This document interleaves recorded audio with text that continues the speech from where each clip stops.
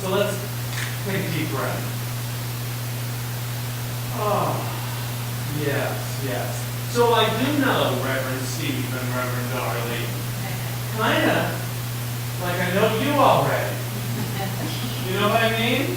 I've heard about you. Absolutely.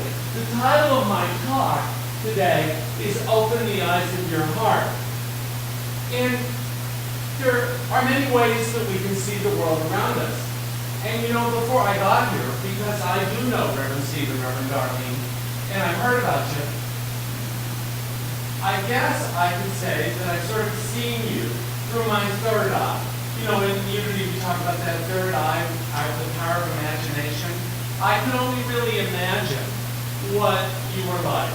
I could imagine what the sanctuary was like, imagine what the church was like, and I could see you through my imagination. And so that's one way that we see the world on an ongoing basis. Now, I want to tell you that you're very fortunate that you got Reverend Darlene Strickland, minister here. She is hot. She's hot. We were ordained the same year. We were in school for 2 years together. She was our class president. And if anybody wants to hear some real good stories about her, see me after the service. Because you're videotaping, and I don't want her to know that I told her. Okay? Hi, Darlene. And so I got to see you with that third eye.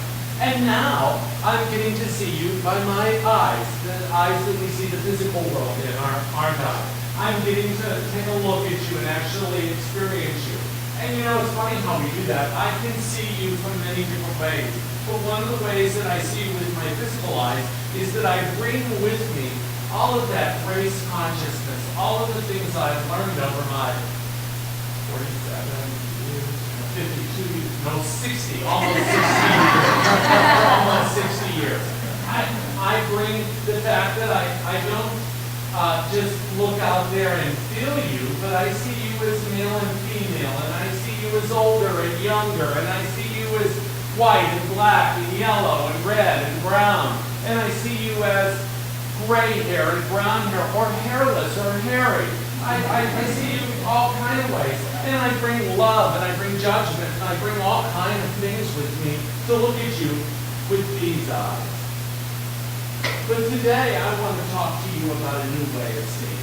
About a new way of seeing each other, about a new way of seeing the world, about a new way of being, about a new way of seeing the widow, about a new way of seeing the homeless, about a new way of interacting with each other, about a way that we can change the way that the world is. And that's by seeing through the eyes of your heart. You know what I mean.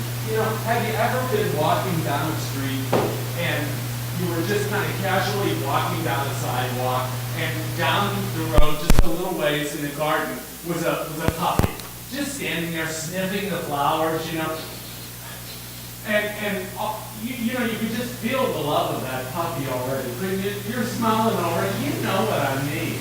You do, and so you go, you maybe get down on a knee, you go, here boy, and the puppy looks up and takes a look at you, and starts running right at you, and all of a sudden that energy, you can feel it, he's up in your arms, and the two of you have connected, haven't you?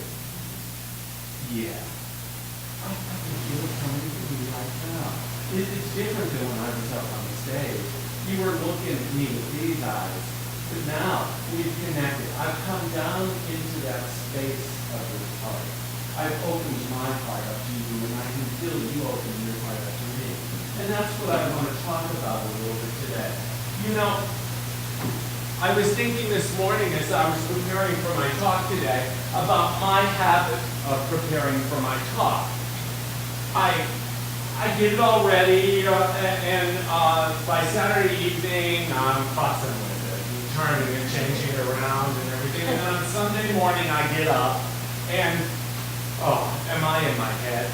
Oh, geez, I'm on the typewriter. Yeah, sure. Yeah.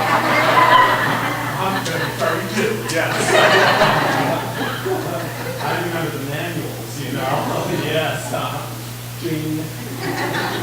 But I'm in the computer and I'm cutting and pasting and I'm going back on the internet to see if there's anything else.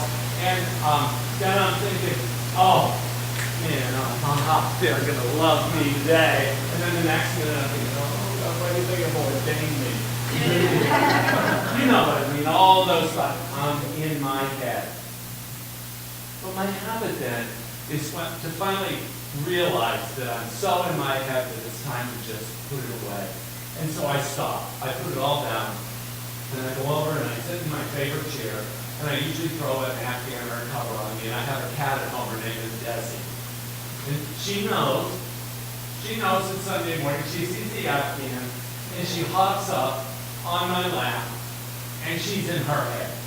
She's moving around. You know how cats are, walking back and forth, up and down, and twirling around, and then all of a sudden, flop. And then I take a breath. And I say, yes, God. Let the actions of my mouth and actions of my mind open to my heart, and no matter what I prepare, let it be your word. Let it be a word of the Spirit. And then I can feel it in my head. And we connect. We're in our heart space.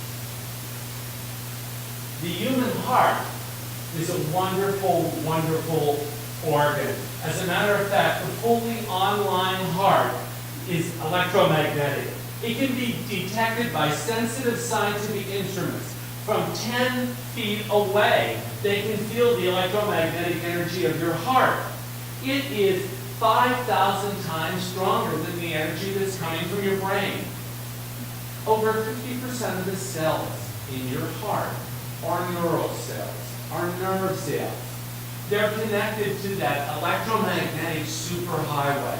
So that when your brain and your heart are in sync, and the electromagnetic energy is moving in and through them, wonderful and miraculous things happen. And we can do a lot of things to move into being more and more aware of that heart space, of that heart energy, of really connecting through the eyes of our heart, about letting that impulse from the heart to the brain connect. The electromagnetic field passes through the heart. You've heard about it. It being a unity, you've heard of heart math. You've heard about spiral dynamics, about that energy that we react to in the world that we're in, about that energy that countries react to countries in, that aggressive countries react in an aggressive nature. We go to war. But countries that are more in tune, you think of the Scandinavian countries, where they come from a hard place, where they don't go to war. Switzerland, where they just sit in love. We need to begin to move this electromagnetic energy out of our heads and into our hearts and begin to interact with each other in a different way. You experience it on a daily basis, don't you?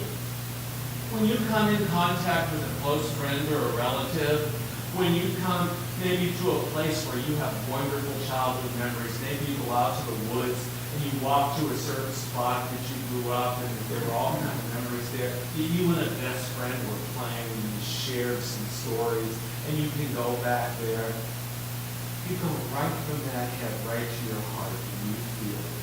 You and I walk into each other's personal space and we can either let each other in or we can put up a wall and stop it from happening on a day-to-day basis.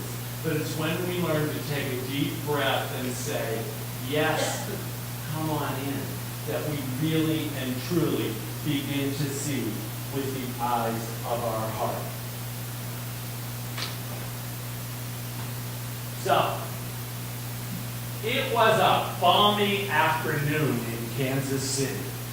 How's that for a second? And my friend, who I was in ministerial school with, and my friend Irene and I, had been to the movies. We were there to see Whale Rider.